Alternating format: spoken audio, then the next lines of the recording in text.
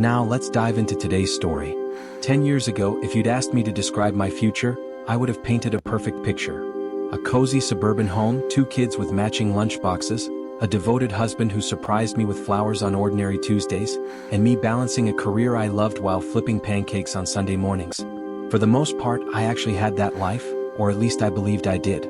My name is Allison Parker and I was married to Ryan Parker for 12 years. We met in college, he was studying architecture, I was pursuing marketing. We were that couple everyone expected to last forever. Holding hands at football games, dancing like fools at weddings, sharing whispered secrets in quiet corners.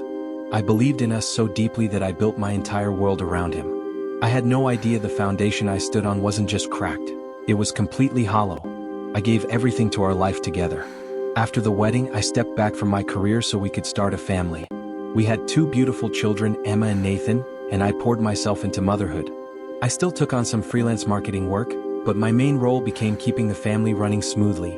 School lunches, doctor's appointments, playdates, birthday parties, I handled it all. Ryan, meanwhile, climbed the career ladder. He started at a small firm and eventually became a senior architect at one of the city's top companies. I was proud of him. He worked long hours, but I told myself it was for us, for our future. Looking back, the warning signs were obvious. I was just too trusting, too loyal to see them.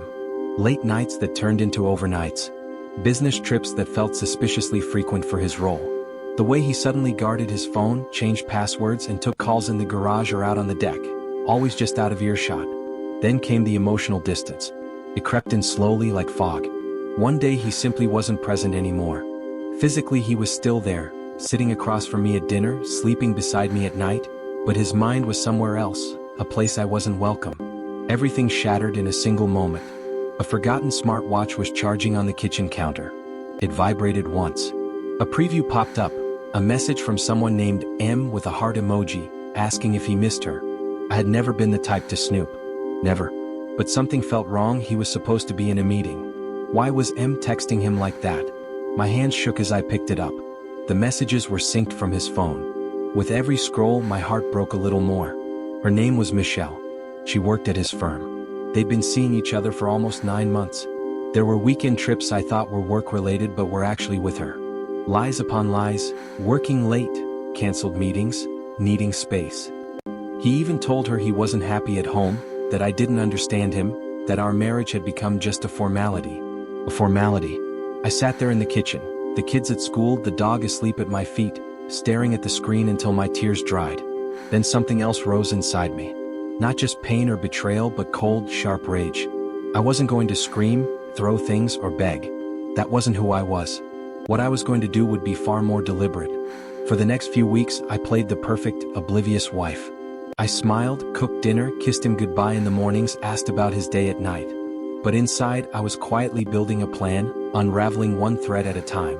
I gathered everything: bank statements, credit card records, emails, location data, anything I could find.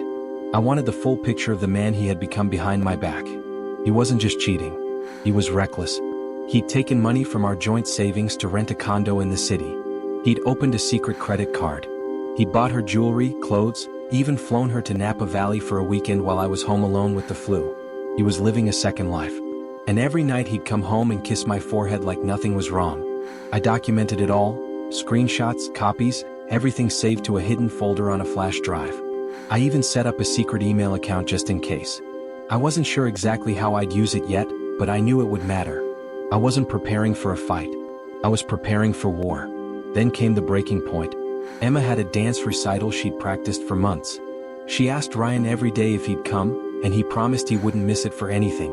I even bought him a new shirt and tie. But the day of the recital, he called an hour before showtime to say he was stuck at a client dinner. I knew it was a lie. I checked the GPS tracker I'd secretly placed on his car. Sure enough, he was parked outside that downtown condo, with her. I smiled at my daughter, wiped her lipstick, and told her she was going to be amazing. And she danced with her whole heart. But afterward, when the other dads were handing out flowers and taking pictures, I had to lie. I said her dad got stuck in traffic. She didn't cry, but I saw the tiny crack in her heart. That was the moment I knew it was time. The next morning, I woke before dawn. I dressed the kids, dropped them at my sister's house with an excuse about a doctor's appointment, then drove straight to Ryan's office building. I wasn't there to make a scene. I wanted something quieter, more precise. I waited in the parking garage. When he arrived, coffee in one hand, phone in the other, I stepped out from behind a pillar. He froze. "We need to talk," I said calmly. He tried to brush it off. "Can it wait? I have a meeting." "No. Now." We went to a nearby coffee shop. I didn't yell. I didn't cry. I simply placed a folder on the table and opened it. Inside were printed messages, photos, receipts, timelines, undeniable proof. He went white. "Allison, this isn't." "It's exactly what it looks like," I said. "And now you have two choices." He looked confused. "Either you end it with Michelle, quit your job and agree to a fair divorce, or I send all of this to your boss, your parents, and her husband." Yes, her husband. I hadn't mentioned that part yet.